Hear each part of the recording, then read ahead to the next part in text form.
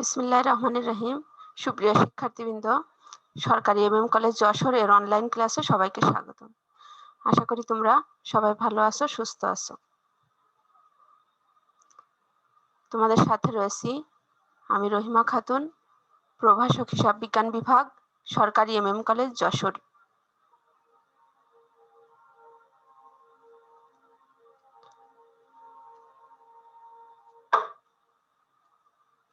তোমরা যারা ব্যবসায় শিক্ষা শাখায় একাদশ শ্রেণীতে অধ্যয়নরত, তাদের হিসাব বিজ্ঞান বিষয়ের দ্বিতীয় অধ্যায়, দ্বিতীয় পত্রের অংশীদারি ব্যবসার হিসাব এর আমরা বিভিন্ন অঙ্কগুলো দেখছিলাম। পরীক্ষায় যে ধরনের অঙ্কগুলো আসে, আমরা চলে যাই আলোচনায়। দেখো, তোমাদের শিখন ফল ছিল হিসাব সমাধান উদাহরণ, পাঠোত্তর মূল্যায়ন, অর্থাৎ পরীক্ষায় যে অঙ্কগুলো আসে সেই অঙ্কগুলো আমরা আলোচনা করছি।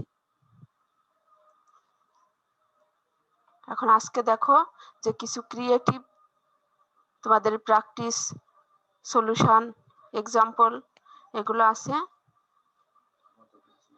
আগে তোমাদের গত ক্লাসে এটা বাসার কাজ ছিল, তোমাদের সাথে একটু উত্তর মিলিয়ে দিই। দেখো, এটা পরিবর্তনশীল মূলধন পদ্ধতির অঙ্ক ছিল। তোমরা নিশ্চয় সবাই এটি বাসায় চেষ্টা করেছো। দেখো, এখন উত্তর মিলানোর চেষ্টা করো।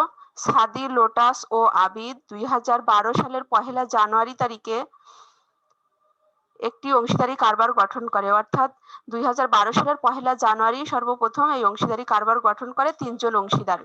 তারা যথাক্রমে 40,000, 50,000 ও 60,000 টাকা মূলধন স্বরূপ আনয়ন করে।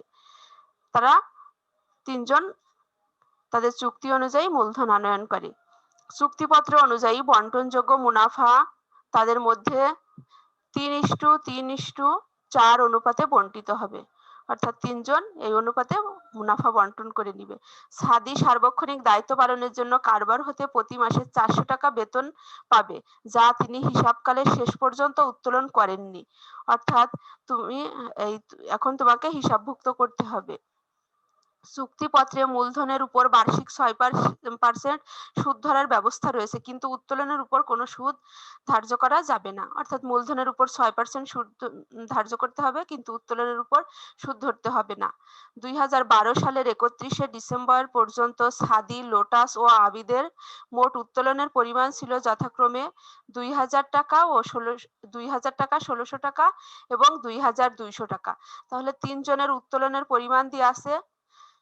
উপরোক্ত দফাসমূহ হিসাবভুক্তের পূর্বে, অর্থাৎ এই যে এই লেনদেনগুলোর কথা বলা আছে বা এই উপরের দফাগুলো বলা আছে, সেগুলো সমন্বয় করার পূর্বে 2012 সালের 31শে ডিসেম্বর তারিখে সমাপ্ত বছরের মুনাফা ছিল 68,000 টাকা। কত টাকা? 68,000। তাহলে এখন তোমাকে এই বাদবাকি যেগুলো সমন্বয় করা হয়নি সেগুলো এখন সমন্বয় করতে হবে। এখন দেখো, নাম্বার ক তে বলা হচ্ছে তোমাকে মূলধনের সুদ ও সাদির বার্ষিক বেতন নির্ণয় করো। নাম্বার খ, লাভ লোকসান বন্টন হিসাব তৈরি করো।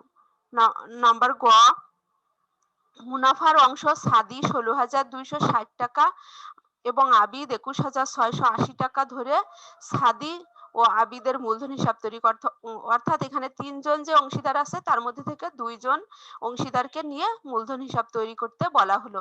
আর সবার জন্যই লাভ লোকসান বন্টন হিসাব তৈরি করতে বলা হয়েছে। মূলধনের সুদ এবং সাদির বার্ষিক বেতন নির্ণয় করতে বলা হচ্ছে। এখন আমরা করণীয়তে দেখি একটু, এবং তোমাদের সাথে তোমরা যারা করেছো সলিউশন তারা মিলিয়ে নাও। তাহলে সর্বপ্রথম আমরা ক্যালকুলেশন করব মূলধনের সুদ নির্ণয়। মূলধনের সুদ দেখো, 3 জন অংশীদার সাদি, লোটাস, আবিদ ব্যবসা শুরু করে বা অংশীদারি কারবার শুরু করে 1 জানুয়ারি তারিখে 2012 সালের। তাদের মূলধন ছিল 40,000, 50,000, 60,000। সাদির 40,000, লোটাসের 50,000, আবিদের 60,000 টাকা। আর মূলধনের উপর কত পার্সেন্ট সুদ? দেখো, চুক্তিপত্রে মূলধনের উপর বার্ষিক 6% সুদ ধরার ব্যবস্থা রয়েছে। কত পার্সেন্ট? 6%। তাহলে এখন আমরা সমাধান করি। যে মূলধনের সুদ নির্ণয়, প্রথমে আমরা মূলধনের সুদটুকু নির্ণয় করি। দেখো, মূলধনের সুদ নির্ণয়, সাদির 40,000 টাকা মূলধন, এর উপরে কত পার্সেন্ট বলা আছে তোমার? 6%। তাহলে 40,000 টাকার উপরে যদি 6%, আর এটা এই মূলধন কখন নিয়ে আসছে কারবার প্রতিষ্ঠানে? 2012 সালের 1 জানুয়ারি, অর্থাৎ পুরো বছরের 1 বছরেরই সুদ ক্যালকুলেশন করতে হবে। এজন্য সরাসরি তুমি 40,000 টাকার 6% করলেই মূলধনের সুদ পেয়ে যাবে স্বাধীন। তাহলে 40,000 টাকার 6% করলে 2,400 টাকা। লোটাসেরও সেম সিস্টেম, সে মূলধন নিয়ে আসছে 50,000 টাকা 1 বছরের জন্য। 1 বছর সেই 50,000 টাকা ব্যবসায়ে খাটাচ্ছে, এর জন্য 6% সুদ 12 মাসের জন্যই। তাহলে তোমরা জানো সবসময় যে এই পার্সেন্টেজ গুলো বছরের ভিত্তিতে থাকে, ইয়ারলি থাকে। তাহলে 50,000 গুণ 6% সমান 3,000 টাকা। আবিদের 60,000 টাকা মূলধন নিয়ে আসছে, গুণ কত পার্সেন্ট মূলধনের সুদ? 6%। তাহলে 6,000 টাকা 60,000 টাকার উপরে 6% 3,600 টাকা। তাহলে নিশ্চয়ই মূলধনের সুদ ক্যালকুলেশন বুঝতে পারছো। আর আমরা এতদিন কিন্তু ওয়ার্কিং হিসেবে, গণনা হিসেবে মূলধনের সুদ ক্যালকুলেশন করছি, কিন্তু তোমাদের পরীক্ষায় এই ধরনের অঙ্কগুলো আসে, এই যে ক্রিয়েটিভ সলিউশন চাই, তখন তোমাকে মূলধনের সুদ সরাসরি ক্যালকুলেশন করতে হয়। তোমার এই করণীয়তেই বলা থাকে যে মূলধনের সুদ, বেতন, উত্তোলনের সুদ, এগুলো ক্যালকুলেশনের কথা। তাহলে দেখো এতদিনও কিন্তু আমরা এই সবগুলোই করছি কোথায়? ওয়ার্কিং হিসেবে, গণনা হিসেবে।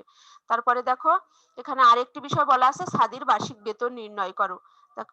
তাহলে মূলধনের সুদ হয়ে গেল, এখন আমরা স্বাধীর বার্ষিক বেতন নির্ণয় করব। দেখো স্বাধীর বার্ষিক বেতন কত টাকা বলা আছে মাসিক। দেখো স্বাধী সার্বক্ষণিক দায়িত্ব পালনের জন্য কারবার হতে প্রতি মাসে 400 টাকা করে বেতন পাবে, যা তিনি হিসাবকালে শেষ পর্যন্ত উত্তোলন করেননি। অর্থাৎ দেখো কত, প্রতি মাসে 400 টাকা। তাহলে কত মাসের আমরা হিসাব করছি? অবশ্যই 12 মাসের, 1 বছরের হিসাব করছি। তাহলে স্বাধীর বার্ষিক বেতন সমান 400 গুণ 12 সমান 4,800 টাকা। একদম সহজ। তাহলে তোমাদেরও নিশ্চয়ই এই উত্তর আসছে। এবার আমরা নাম্বার খতে যাই, লাভ লোকসান বন্টন হিসাব তৈরি করো। লাভ লোকসান বন্টন হিসাবে আমরা অলরেডি আরো কয়েকটি অঙ্ক তোমাদের দেখিয়ে দিয়েছি। এখন একটু উত্তর মিলাই তোমাদের সাথে। দেখো এই যে সাদি, লোটাস ও আবিদের 2012 সালের 31শে ডিসেম্বর তারিখে সমাপ্ত বছরের লাভ লোকসান হিসাব, লাভ লোকসান বন্টন হিসাব। তাহলে লাভ লোকসান বন্টন হিসাবে ডেবিট দিক আছে, ক্রেডিট দিক আছে। ডেবিট দিকে বিবরণ টাকা, ক্রেডিট দিকেও বিবরণ টাকা।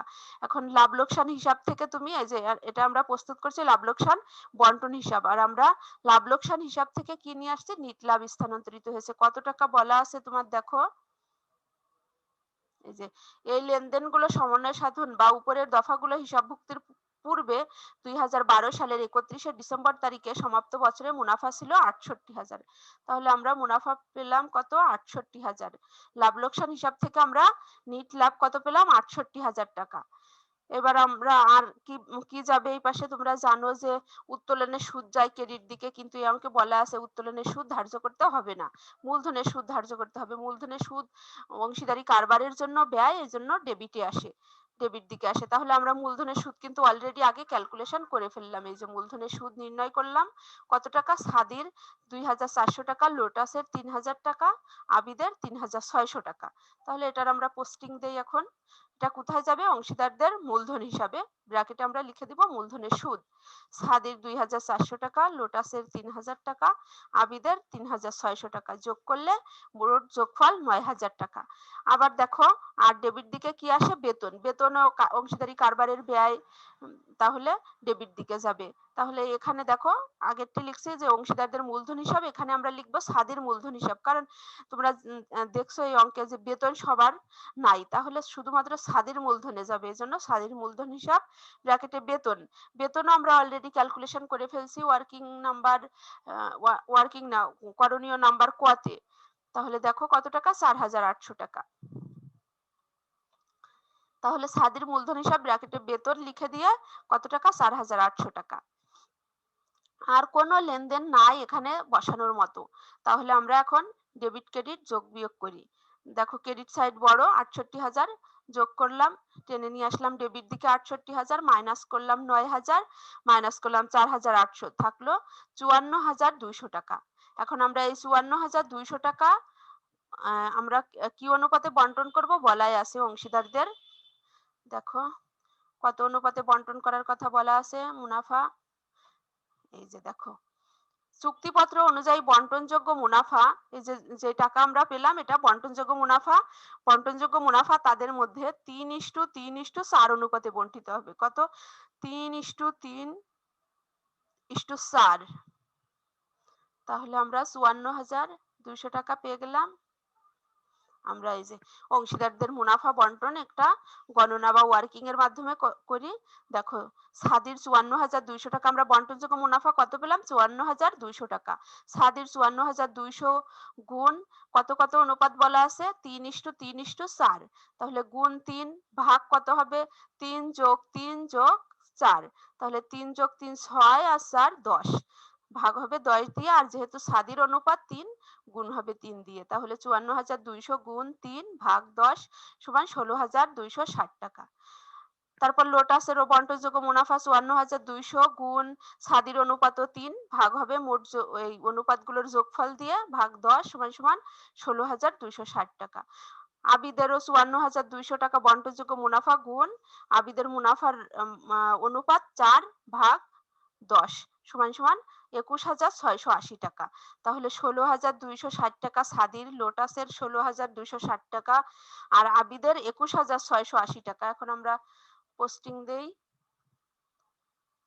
অংশীদারদের লাভ লোকসান বন্টন হিসাবে। কোথায় যাবে এটি? অংশীদারদের মূলধন হিসাবে। মূলধন হিসাব ব্র্যাকেটে মুনাফার অংশ। সাদির 16,260, লোটাসের 16,260, আবিদের 21,680। তাহলে পেয়ে গেলাম আমরা মুনাফার অংশ।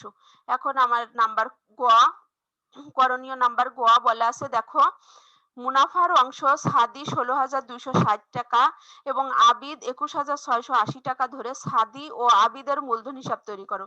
তোমাকে তৈরি করতে বলা হয়েছে শুধুমাত্র দুইজনের মূলধন হিসাব। কার কার? সাদি ও আবিদের।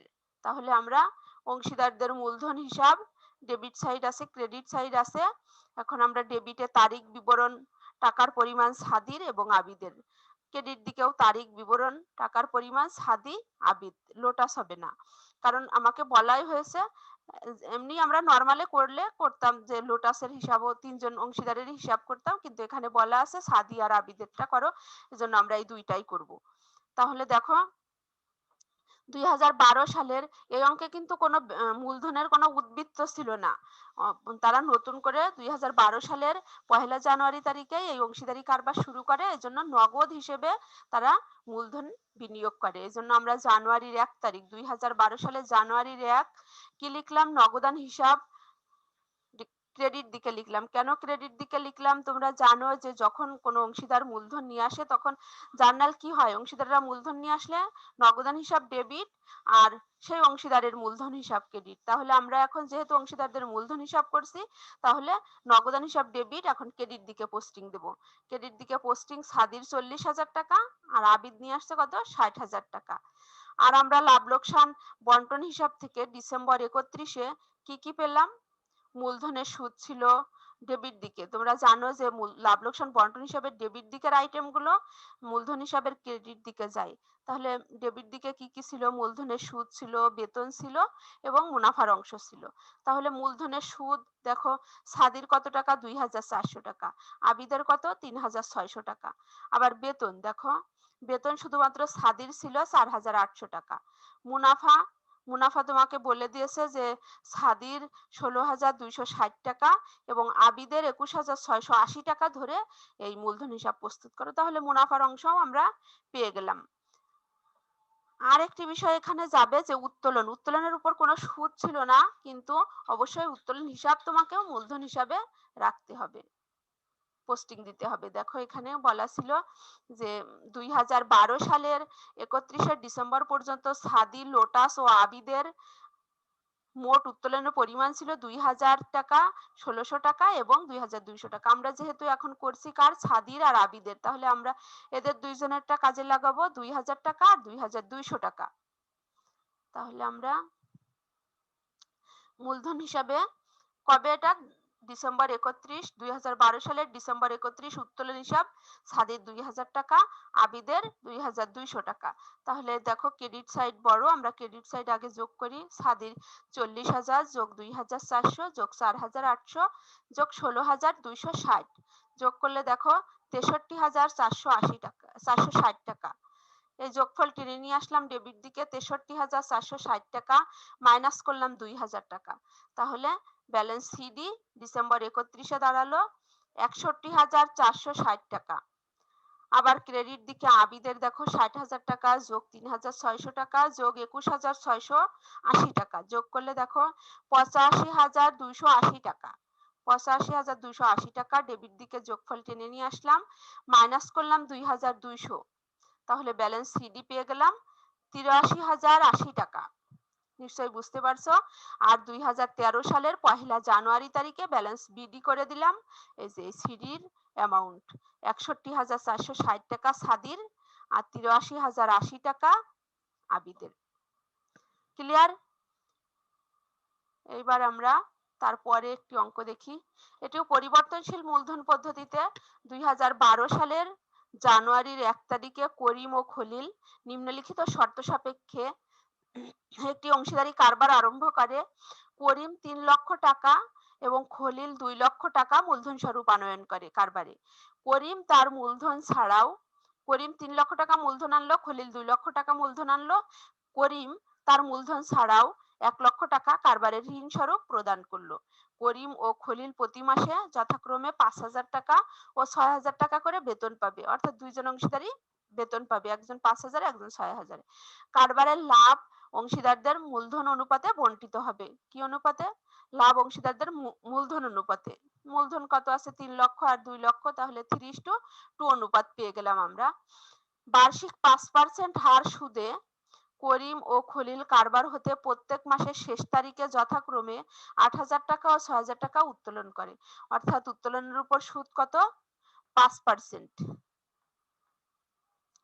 উত্তোলন করে 8,000 টাকা এবং 6,000 টাকা প্রত্যেক মাসের শেষ তারিখে। এবছর কারবারের উপরে সমন্বয়সমূহ সাধনের পূর্বে প্রতিষ্ঠানের মুনাফা 3,68,000 টাকায় উপনীত হয়। তাহলে 3,68,000 টাকা আর এই লেনদেনগুলো তোমাকে এখন সমন্বয় করতে হবে। এখন করণীয় নাম্বার কতে বলা আছে দেখো, অংশীদারদের বার্ষিক মোট উত্তোলন ও উত্তোলনের সুদ নির্ণয় করো। নাম্বার খ, লাভ লোকসান বন্টন হিসাব তৈরি করো। নাম্বার গ, করিম ও খলিলের মূলধন হিসাব তৈরি করো। নিশ্চয়ই এটিও খুব সহজ, তোমরা পারবে। আমরা একটু চেষ্টা করি। দেখো, তাহলে করণীয় নাম্বার ক, অংশীদারদের মোট উত্তোলন ও উত্তোলনের সুদ নির্ণয়। তাহলে অংশীদারদের মোট উত্তোলন দেখো, করিমের বলা আছে করিম মাসে 8,000 টাকা, এই যে করিম ও খলিল কারবার হতে প্রতি মাসের শেষ তারিখে 8,000 টাকা ও 6,000 টাকা উত্তোলন করে। কত পার্সেন্ট সুদে? 5%। তাহলে 8,000 এবং 6,000, তাহলে করিমের উত্তোলন কত? আমরা প্রথমে ক্যালকুলেশন করছি অংশীদারদের মোট উত্তোলন। করিম 8,000 গুণ 12 টাকা, এই 8,000 গুণ 12 মাস মানে প্রতি মাসে 8,000 টাকা করে উত্তোলন করে, তাহলে 12 মাসে 96,000 টাকা উত্তোলন করছে। খলিল প্রতি মাসে 6,000 টাকা উত্তোলন করছে, তাহলে 12 মাসে 72,000 টাকা উত্তোলন করছে। তাহলে অংশীদারদের মোট উত্তোলন 96,000 যোগ 72,000 1,68,000। এবার উত্তোলনের উপর সুদ নির্ণয়। করিমের মোট উত্তোলন কত? 96,000 গুণ বলা আছে 5% হারে। কত পার্সেন্ট উত্তোলনের সুদ? 5% গুণ 5% গুণ 5.5 মাসের উত্তোলনের উপর সুদ ধার্য করব। উত্তোলনের উপর কত মাসের সুদ ধার্য করব? 5.5 মাস। কেন 5.5 মাস ধার্য করব? এই যে বলা আছে দেখো, করিম ও খলিল প্রতি মাসে যথাক্রমে এইটা এই যে বার্ষিক 5% হার সুদে করিম ও খলিল কারবার হতে প্রত্যেক মাসের শেষ তারিখে। তোমরা জানো যে প্রতি মাসের শেষ তারিখে যদি উত্তোলন করে তাহলে সুদ ক্যালকুলেশনের সময় আমরা কত মাসের উত্তোলনের সুদ ধার্য করব? 5.5 মাসের। আর যদি বছর এই মাসের মাঝামাঝি উত্তোলন করতো তাহলে আমরা 6 মাসের ধার্য করতাম। আর যদি মাসের প্রথমে উত্তোলন করে তাহলে 6.5 মাসের 6.5 মাসের উত্তোলনের সুদ ধার্য করতাম। এখন যেহেতু প্রতি মাসের শেষ তারিখে উত্তোলনের উপর উত্তোলন করে, এই জন্য কত মাসের সুদ ধার্য করব? 5.5 মাস, অর্থাৎ 5.5। তাহলে দেখো 96,000 গুণ 5% গুণ 5.5 ভাগ 12, অর্থাৎ 12 মাসের মধ্যে কত মাস? 5.5 মাসের সুদ ধার্য করব। তাহলে আসে 2,200 টাকা। খলিলের 72,000 মোট উত্তোলন গুণ 5% গুণ খলিলও প্রতি মাসের শেষ তারিখে উত্তোলন করে, এজন্য 5.5 মাস ভাগ 12 সমান সমান 1,650 টাকা। যোগ করলে উত্তোলনের সুদ মোট 3,850 টাকা। বুঝতে পারছো? এবার আমরা নাম্বার খ, করণীয় নাম্বার খ দেখি। খলিল ও করিম ও খলিলের লাভ লোকসান বন্টন হিসাব তৈরি করব 2012 সালের 31শে ডিসেম্বর তারিখে সমাপ্ত বছরের জন্য। এর ডেবিট দিক আছে, ক্রেডিট দিক আছে, বিবরণ টাকা। লাভ লোকসান হিসাব আমরা দেখো, লাভ লোকসান হিসাব নিট লাভ স্থানান্তরিত কত টাকা বলা আছে। দেখো যে উপরের লেনদেনগুলো সমন্বয় করার পূর্বে প্রতিষ্ঠানের মুনাফা ছিল 3,68,000 টাকা। তাহলে আমরা 3,68,000 টাকা লাভ লোকসান হিসাব ব্র্যাকেটে নিট লাভ স্থানান্তরিত 3,68,000 টাকা। আর বলা আছে বেতনের কথা। দেখো, আর উত্তোলনের সুদ আমরা অলরেডি ক্যালকুলেশন করলাম। তাহলে আমরা আগে উত্তোলনের সুদ পোস্টিং দেই। উত্তোলনের সুদ তোমরা জানো ক্রেডিট দিকে যায়, এটি কারবারের আয়। তাহলে এটি আর কোথায় যাবে? অংশীদারদের মূলধন হিসাবে। এজন্য অংশীদারদের মূলধন হিসাব ব্র্যাকেটে উত্তোলনের সুদ। করিমের 2,200 টাকা আর খলিলের 1,650 টাকা, 3,850 টাকা। আর দেখো এখানে কি আছে? অংশীদারদের মূলধন হিসাবে বেতন কি যাবে? বেতন দেখো বলা আছে অঙ্কে, করিম ও খলিল প্রতি মাসে যথাক্রমে 5,000 টাকা ও 6,000 টাকা করে বেতন পাবে। কত টাকা করে বেতন পাবে? করিম পাবে 5,000 টাকা আর খলিল পাবে 6,000 টাকা। তাহলে 5,000 গুণ 12, 5 12 60,000 টাকা করিমের, আর খলিলের 6,000 গুণ 12, 6 12 72,000। তাহলে 60,000 আর 72,000। তাহলে এই যে আমরা অংশীদারদের মূলধন হিসাব ব্র্যাকেটে বেতন করিমে 60,000 টাকা, খলিলের 72,000 টাকা, যোগ করলে 1,32,000 টাকা। আর একটি বিষয় আছে, এখানে কিন্তু এই অঙ্কে কোনো মূলধনের সুদ ধার্য করার কথা বলা নাই। যদি ধার্য করার কথা বলা না থাকে তাহলে আমরা অবশ্যই ধার্য করব না। কিন্তু ঋণের উপর সুদ ধার্য করতে হবে। দেখো এখন এই যে এখানে কিন্তু বলা ছিল না যে করিম এই যে বলা আছে শুধুমাত্র যে করিম তার মূলধন ছাড়াও 1 লক্ষ টাকা কারবারে ঋণ স্বরূপ প্রদান করে, কিন্তু বলা নাই যে ঋণের উপর সুদ ধার্য করতে হবে। কিন্তু যদি তোমরা জানো যে চুক্তির অবর্তমানেও কিছু নিয়ম নীতি আছে, প্রযোজ্য নীতিমালাগুলো আছে, যেগুলো আমরা অনেক আগেই আলোচনা করছি প্রথম দিকে। সেখানে বলা ছিল যে মূলধনের উপর সুদ ধার্য করতে বলা হলে শুধুমাত্র ধার্য করতে হবে, কিন্তু ঋণের উপরে যদি বলা নাও থাকে, পার্সেন্টেজ দেওয়া নাও থাকে, তবুও তোমাকে ঋণের উপর সুদ ধার্য করতে হবে। কত পার্সেন্ট? 6%। এটা আমরা কোথাতে জানি? যে 1932 সালের অংশীদারি আইন, যেটা বাংলাদেশে বহাল, 1932 সালের অংশীদারি আইনে বিদ্যমান আছে যে চুক্তির অবর্তমানেও তোমাকে এই বিষয়গুলো অনুসরণ করতে হবে। তার মধ্যে একটি বিষয় যে ঋণের উপর অবশ্যই সুদ ধার্য করতে হবে। যদি ঋণের উপর কোনো পার্সেন্টেজ বলা না থাকে যে এত পার্সেন্ট সুদ, সেই ক্ষেত্রে তুমি 6% সুদ ধার্য করবে। তাহলে কত টাকা নিয়ে আসছো? করিম তার মূলধন ছাড়াও 1 লক্ষ টাকা। তাহলে 1 লক্ষ টাকার উপরে 6% করলে 6,000 টাকা ঋণের সুদ আসলো। ঋণের সুদ অংশীদারি কারবারের ব্যয়, এজন্য ডেবিট দিকে বসালাম। এই যে করিমের ঋণ হিসাব, এটি কোথায় যাবে? আমরা মূলধন হিসাবেও পোস্টিং দিতে পারি, আবার ঋণ হিসাবেও এটি ট্রান্সফার করতে পারি। এখানে আমরা ঋণ হিসাবে দেখাচ্ছি করিমের ঋণ হিসাব ব্র্যাকেটে ঋণের সুদ 6,000 টাকা। এখানে যদি আমরা লিখতাম যে করিমের মূলধন হিসাব, তাও ঠিক ছিল। আমরা ঋণ হিসাব লিখবো, সেটাও সঠিক, যে কোনো একটি লিখলেই হবে। তাহলে আমরা 6,000 টাকা পেয়ে গেলাম। এখন দেখো ক্রেডিট দিক বড়, ক্রেডিট দিক যোগ করলে দেখো 3,68,000 যোগ 3,850, তাহলে আসে যোগফল 3,71,850 টাকা। ডেবিট দিকে নিয়ে আসলাম 3,71,850, মাইনাস করো 1,32,000, মাইনাস করো 6,000 টাকা, তাহলে আসে 2,33,850। এটা কি? বন্টনযোগ্য মুনাফা। বন্টনযোগ্য মুনাফা 2,33,850 টাকা। 2,33,850 টাকাকে আমরা কোন অনুপাতে এখন বন্টন করব? বলা আছে যে অংশীদারদের মূলধনের যে ব্যালেন্স তার অনুপাতে। দেখো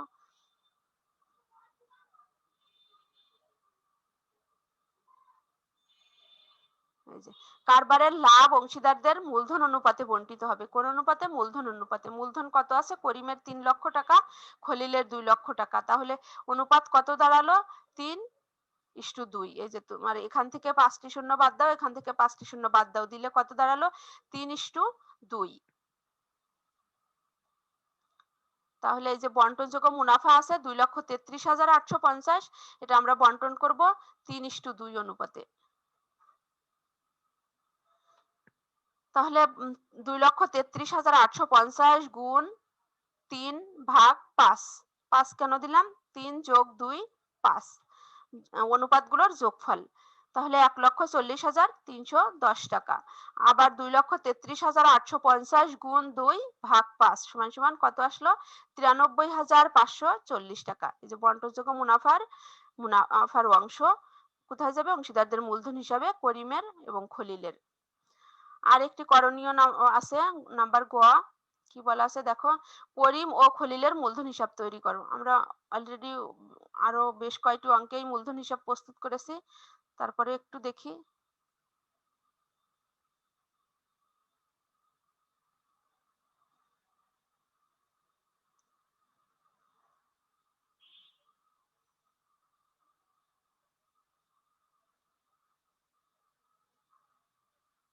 আচ্ছা, অংশীদারদের এই যে মূলধন হিসাব প্রস্তুত করো, এটি তোমরা বাসায় একটু চেষ্টা করবে, আমি সামনের দিন তোমাদের দেখিয়ে দিব।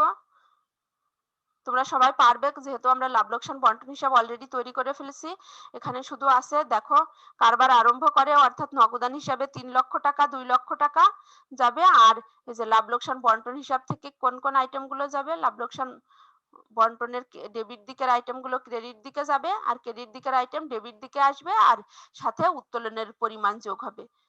উত্তোলন কোন দিকে যায়? মূলধন হিসাবের ডেবিট দিকে। তাহলে এটি হয়ে গেল আমাদের। এবার আমরা আরেকটি অঙ্ক দেখি, ছোট একটি অঙ্ক। দেখো, লাভ লোকসান আবন্টন হিসাবে দেখাতে হবে না এরূপ খরচের সমষ্টি নির্ণয়। অর্থাৎ কিছু কিছু বিষয় আছে যখন আমরা লাভ লোকসান আবন্টন হিসাবে দেখাই না, লাভ লোকসান আবন্টন হিসাবে দেখাতে হবে না, কিন্তু তোমাকে কিছু খরচের কথা প্রতিষ্ঠানে হচ্ছে বা অংশীদারি কারবারে হচ্ছে, সেগুলো দেখি। কি, সাকিব, জুনায়েত ও রাতুল একটি অংশীদারি ব্যবসার 3 জন অংশীদার। কয়জন অংশীদার? 3 জন। তারা 1 জানুয়ারি 2013 তারিখে তাদের মূলধন ছিল যথাক্রমে 80,000 টাকা, 70,000 টাকা ও 50,000 টাকা। অর্থাৎ তারা 3 জন 80,000, 70,000, 50,000 টাকা ব্যবসায়ের মূলধন ছিল তাদের। ব্যবসায় হতে জুনায়েদ বার্ষিক 12,000 টাকা, রাতুল 8,000 টাকা বেতন পাবে। অর্থাৎ 2 জন অংশীদার বেতন পাবে, একজন 12,000, একজন 8,000 বার্ষিক বলা আছে। তারপর দেখো, মূলধনের উপর 10% সুদ ধার্য করতে হবে, কিন্তু উত্তোলনের উপর সুদ ধার্য করতে হবে না।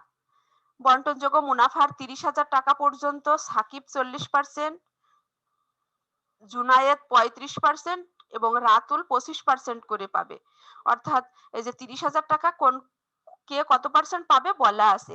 আর অবশিষ্ট বন্টনযোগ্য মুনাফা অর্থাৎ 30,000-এর উপরে যে বন্টনযোগ্য মুনাফা আসবে, সেটা অংশীদারদের মধ্যে 8:7:5 অনুপাতে বন্টিত হবে। কত?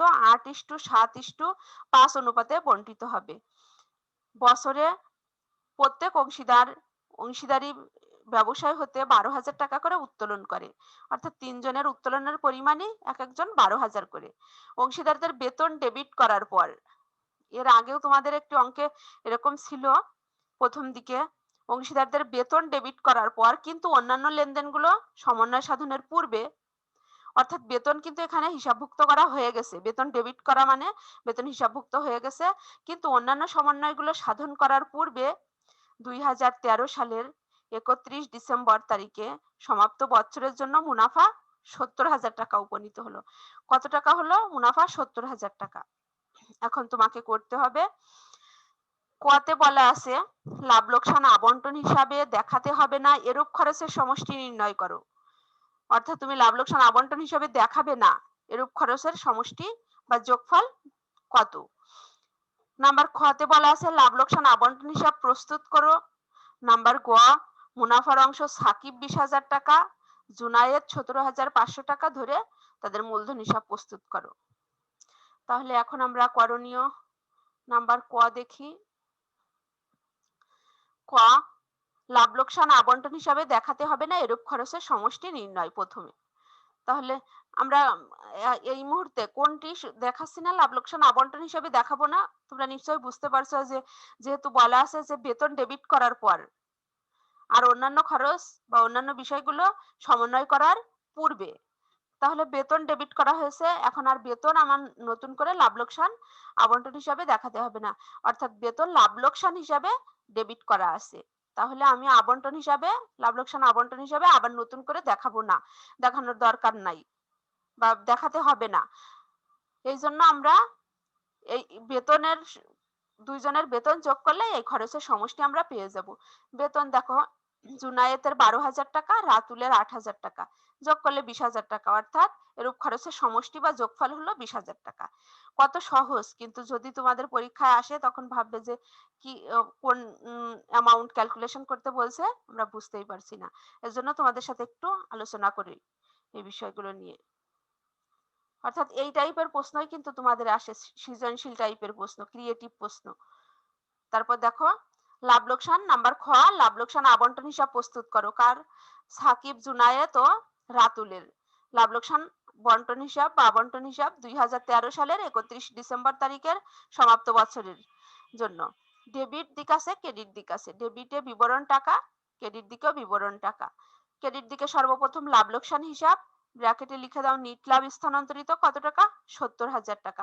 বলা আছে যে বেতন ডেবিট করার পর কিন্তু এই যে দেখো অঙ্কের ইনফরমেশনে দেখলেই বুঝতে পারবে, এই যে অংশীদারদের বেতন ডেবিট করার পর কিন্তু অন্যান্য সমন্বয়গুলো সাধন করার পূর্বে 2013 সালের 31 ডিসেম্বর তারিখে সমাপ্ত বছরের জন্য মুনাফা 70,000 টাকায় উপনীত হলো। তাহলে আমরা লাভ লোকসান হিসাব, ব্র্যাকেটে নিট লাভ স্থানান্তরিত কত টাকা, 70,000 টাকা পেয়ে গেলাম। এবার আমরা কি করব, আর দেখো এখানে উত্তোলনের উপর সুদ ধার্য করার কথা বলা নাই, আবার বেতন আছে, বেতন অলরেডি ডেবিট করা হয়ে গেছে লাভ লোকসান হিসাবে। তাহলে আমার আর একটি বিষয় বাকি আছে, সেটি হলো তোমার মূলধনের সুদ। তাহলে মূলধনের উপর সুদ ধার্য করতে হবে।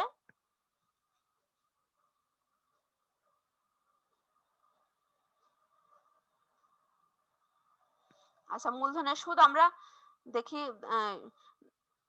কত কত অ্যামাউন্ট আছে মূলধনের প্রারম্ভিক ব্যালেন্স। দেখো সাকিব 80,000, জুনায়েতের 70,000, রাতুলের 50,000, আর মূলধনের সুদ 10%। তাহলে 80,000-এর 10% 8,000 টাকা, 70,000-এর 10% 7,000 টাকা, 50,000-এর 10% 5,000 টাকা। তোমরা ওয়ার্কিং বা গণনার মাধ্যমে এগুলো দেখিয়ে দিতে পারো। তাহলে সাকিবের 8,000, জুনায়েতের 7,000 আর রাতুলের 5,000 টাকা। আমরা লিখলাম অংশীদারদের মূলধন হিসাব, ব্র্যাকেটে মূলধনের সুদ সাকিবের 8,000 টাকা, জুনায়েদ 7,000 টাকা, রাতুলের 5,000 টাকা। যোগ করলে দেখো 20,000 টাকা আসলো। আর কোনো সমন্বয় বাকি নাই লাভ লোকসান বন্টন হিসেবে দেখানোর জন্য। তাহলে আমরা ক্রেডিট দিক বড়, ক্রেডিট দিক যোগ করলাম 70,000 টাকা, যোগফল ডেবিট দিকে নিয়ে আসলাম, মাইনাস করলাম 20,000 টাকা। 20,000 টাকা মাইনাস করলে 50,000 টাকা থাকলো। এটি কি বন্টনযোগ্য মুনাফা। বন্টনযোগ্য মুনাফা আমরা কোন অনুপাতে বন্টন করব অংশীদারদের মধ্যে, বলা আছে দেখো বন্টনযোগ্য মুনাফার 30,000 টাকা পর্যন্ত সাকিব 40%, জুনায়েদ 35% ও রাতুল 25%। 40, 35 আর 25 কত টাকা পর্যন্ত, 30,000 টাকা পর্যন্ত। আমার বন্টনযোগ্য মুনাফা আসছে কত, 50,000 টাকা। তাহলে প্রথম 30,000 টাকা বন্টন করব আমরা। ক্যালকুলেশনটা একটু দেখো। বন্টনযোগ্য মুনাফা নির্ণয়, বন্টনযোগ্য মুনাফা আছে 50,000 টাকা। এখন আমি প্রথমে বন্টন করব 30,000 টাকা গুণ 40% সাকিবের, জুনায়েতের 30,000 গুণ 35%, রাতুলের 30,000 গুণ 25%। দেখো 30,000 এর 40% করলে 12,000 টাকা আসবে। জুনায়েতের 30,000 টাকার 35% করলে 10,500 টাকা আসলো। আর 30,000 টাকার 25% রাতুলের 7,500 টাকা পেলো। এটা বন্টনযোগ্য যে মুনাফা 50,000 টাকা আছে তার 30,000 টাকা বন্টন করলাম।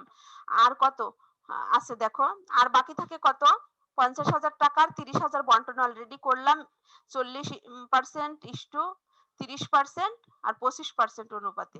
এখন আর বাকি আছে কত, 20,000 টাকা। তাহলে 20,000 টাকা আমরা বন্টন করব 8:7:5 অনুপাতে। যে বলা আছে দেখো যে বন্টনযোগ্য মুনাফার অবশিষ্ট অংশ অবশিষ্ট বন্টনযোগ্য মুনাফা অংশীদারদের মধ্যে 8:7:5 অনুপাতে বন্টন করতে হবে। কত? 8:7:5। তাহলে অবশিষ্ট বন্টনযোগ্য মুনাফা কত আছে? 20,000 টাকা। তাহলে 20,000 টাকা গুণ 8 ভাগ অনুপাতগুলোর যোগফল কত? 8 + 7 + 5, তার সাথে 15 আর 5 20, তাহলে 20 দিয়ে ভাগ হবে, গুণ হবে 8 দিয়ে আর ভাগ হবে 20 দিয়ে, তাহলে 20,000 গুণ 8 ভাগ 20 আসলো 12,000 টাকা। আর আগে এই যে 30,000 টাকার 40% 12,000 টাকা, মোট হলো 20,000 টাকা। সাকিবের বন্টনযোগ্য মুনাফার অংশ কত পেল? 20,000 টাকা। জুনায়েতেরও এই যে বন্টনযোগ্য মুনাফার প্রথম 30,000 টাকার প্রথম 35% পেল, আর তারপরে যে অবশিষ্ট বন্টনযোগ্য মুনাফা 20,000 টাকা থাকলো, তার অনুপাত কত? 7 গুণ 7 ভাগ 20 সমান এই যে প্রথম 30,000 টাকার 35%-এ 10,500 টাকা পেল, আর পরবর্তী 20,000 টাকার 7 অনুপাতে কত পেল? 7,000 টাকা। তাহলে যোগ করলে মোট 17,500 টাকা হলো। রাতুলেরও প্রথম 30,000 টাকার 25% 7,500 টাকা হলো, পরবর্তী 20,000 টাকার 5 অনুপাতে গুণ 5 ভাগ 20 করলে 5,000 টাকা আসলো। তাহলে 7 আর 5 12,500 টাকা। তাহলে সাকিবের 20,000 টাকা, জুনায়েতের 17,500 টাকা, রাতুলের 12,500 টাকা। নিশ্চয়ই এতে আর কোনো সমস্যা নাই তোমাদের এই বন্টনযোগ্য মুনাফার বিষয়গুলো। তাহলে 20,000, তাহলে আমরা এখন লাভ লোকসান বন্টন হিসাবে দেখিয়ে দিই। অংশীদারদের মূলধন হিসাব ব্র্যাকেটে মুনাফার অংশ সাকিবের 20,000 টাকা, জুনায়েতের 17,500 টাকা আর রাতুলের 12,500 টাকা, যোগ করলে 50,000 টাকা। অলরেডি মিলে গেল।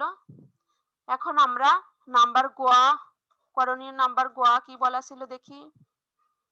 মুনাফার অংশ সাকিব 20,000 টাকা এবং জুনায়েদ 17,500 টাকা ধরে মূলধন হিসাব প্রস্তুত করো। তাহলে দুইজনের মূলধন হিসাব প্রস্তুত করতে বলছে সাকিব আর জুনায়েদ। সাকিবের 20,000, জুনায়েদের 17,500 টাকা।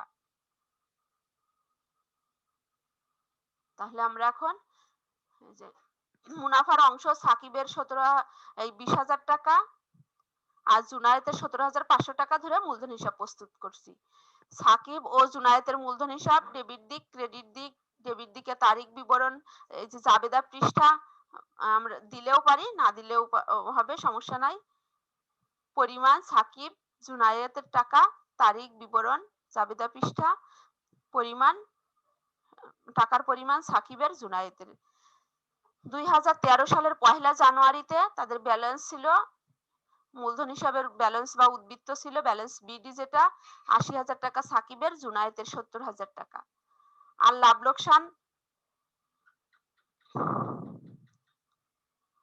আবন্টন হিসাবে দেখো, লাভ লোকসান আবন্টন হিসাব থেকে ডিসেম্বর 31-এ আমরা কি কি পাবো? লাভ লোকসান আবন্টন হিসাব ব্র্যাকেটে মূলধনের সুদ আর মুনাফার অংশ কি কি ছিল তোমরা দেখো। লাভ লোকসান আবন্টন হিসাবে বা বন্টন হিসাবের ডেবিট দিকে ছিল মূলধনের সুদ আর মুনাফার অংশ। আমরা চলে আসলাম লাভ লোকসান আবন্টন হিসাব বা বন্টন হিসাব। ডিসেম্বর 31 তারিখে মূলধনের সুদ সাকিবের 8,000 টাকা আর জুনায়েতের 7,000 টাকা, আর মুনাফার অংশ বলা আছে সাকিবের 20,000 টাকা ধরো, জুনায়েতের 17,500 টাকা ধরো। আরেকটি বিষয় আছে লাভ লোকসান হিসাব, এটা দেখো, এই যে এতক্ষণ কিন্তু আমরা লিখতাম লাভ লোকসান আবন্টন হিসাবে বেতন, কিন্তু এখন দেখো এই অঙ্কটাই ডিসেম্বর 31 লাভ লোকসান হিসাব। অর্থাৎ তুমি কিন্তু এই যে লাভ লোকসান আবন্টন হিসাব আমরা প্রস্তুত করছি, এর আগে কিন্তু লাভ লোকসান হিসাব করা আছে। এই যে আমরা যে মুনাফার পরিমাণ বলা আছে যে 70,000 টাকা, এটিও কিন্তু আমরা কোথায় থেকে পেয়েছি? লাভ লোকসান হিসাব প্রস্তুতের মাধ্যমে। তাহলে বলা ছিল বেতন ডেবিট করার পর বেতন কোথায় ডেবিট করেছো? লাভ লোকসান হিসাবে। তাহলে লাভ লোকসান হিসাব ডিসেম্বর 31 জুনায়েতের 12,000 টাকা বেতন। কার কার বেতন ছিল? দুইজন অংশীদারের বেতন ছিল, জুনায়েতের ছিল আর রাতুলের ছিল, সাকিবের ছিল না। এখন যেহেতু আমরা জুনায়েতের আর সাকিবের মূলধন হিসাব প্রস্তুত করছি, এই জন্য শুধুমাত্র জুনায়েতের হিসাবে যাবে লাভ লোকসান হিসাব ব্র্যাকেটে বেতন 12,000 টাকা। 8 ডিসেম্বর 31 2013 সালের উত্তোলন হিসাব, ডেবিট দিকে কি আসে? উত্তোলন হিসাব। বলা আছে যে প্রত্যেক অংশীদারই বার্ষিক 12,000 টাকা করে উত্তোলন করেছে। তাহলে সাকিবের 12,000, জুনায়েতের 12,000। আর ক্রেডিট দিকে লাভ লোকসান বন্টন হিসাবের ক্রেডিট দিকে কোনো আইটেম নাই, লেনদেন নাই, এর জন্য তোমার ডেবিট দিকে আর কোনো সমন্বয় আসলো না। এখন এইবার যোগ করো ক্রেডিট দিক, সাকিবের 80,000 যোগ 8,000 যোগ 20,000 যোগ করলে দেখো 1,08,000 টাকা। 1,08,000 টাকা ডেবিট দিকে যোগফল নিয়ে আসো, মাইনাস করো 12,000 টাকা। তাহলে ব্যালেন্স সিডি ডিসেম্বর 31-এ দাঁড়ালো 96,000 টাকা। আর জুনায়েতেরও 70,000 প্লাস 12,000 প্লাস 7,000 প্লাস 17,500 টাকা যোগ করলে 1,06,500 টাকা। যোগফল টেনে নিয়ে আসলাম ডেবিট দিকে 1,06,500 মাইনাস করলাম 12,000, তাহলে ব্যালেন্স সিডি দাঁড়ালো 94,500 টাকা। এটি আমরা 2014 সালের 1 জানুয়ারি থেকে জানুয়ারি তারিখে ব্যালেন্স বিডি করে দিতে পারি, না করলেও সমস্যা নাই, করলেও সমস্যা নাই, যে কোনো একটি করতে পারো তোমাদের ইচ্ছা। তাহলে আমাদের প্রস্তুত হয়ে গেল সাকিব ও জুনায়েতের মূলধন হিসাব, কত অ্যামাউন্ট ধরে মুনাফার অংশ বলা ছিল। তাহলে আমাদের 3টি করণীয় হয়ে গেল, দেখো যে এই 3টি করণীয়ই ছিল। তাহলে মোটামুটি তোমরা ক্রিয়েটিভ যে অঙ্কগুলো আসে পরীক্ষায় বুঝতে পারছো। কোনো সমস্যা যদি থাকে কোনো অঙ্কে তাহলে জানাবে কমেন্টসে, উত্তর দেব। এবার একটি হোমওয়ার্ক আছে, পরিবর্তনশীল মূলধন পদ্ধতিতে এতক্ষণ আমরা যেই সিস্টেমে অঙ্ক করলাম পরিবর্তনশীল মূলধন পদ্ধতিতেই এটি বাসায় করবে। এটা দেখো বিভিন্ন বোর্ডে আসছে, 2018 সালে Dhaka board, Jessore board, Dinajpur board ও সিলেট বোর্ডে 2018 সালে অঙ্কটি আসছে। তাহলে অবশ্যই বুঝতে পারছো যে ইম্পর্টেন্ট একটা অঙ্ক বিভিন্ন বোর্ডেই আসছে 2018 সালে। তোমরা একটু এই অঙ্কটা করার চেষ্টা করবে বাসায়।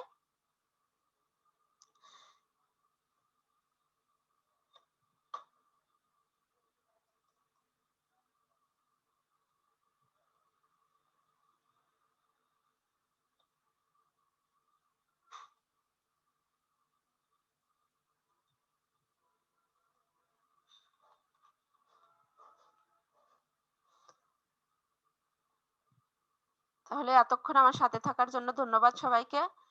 পরবর্তী ক্লাসে আবার কথা হবে ইনশাল্লাহ। সে পর্যন্ত সবাই ভালো থাকো, সুস্থ থাকো এবং স্বাস্থ্যবিধি মেনে নিজেদের পড়াশোনা ভালোভাবে চালিয়ে যাও।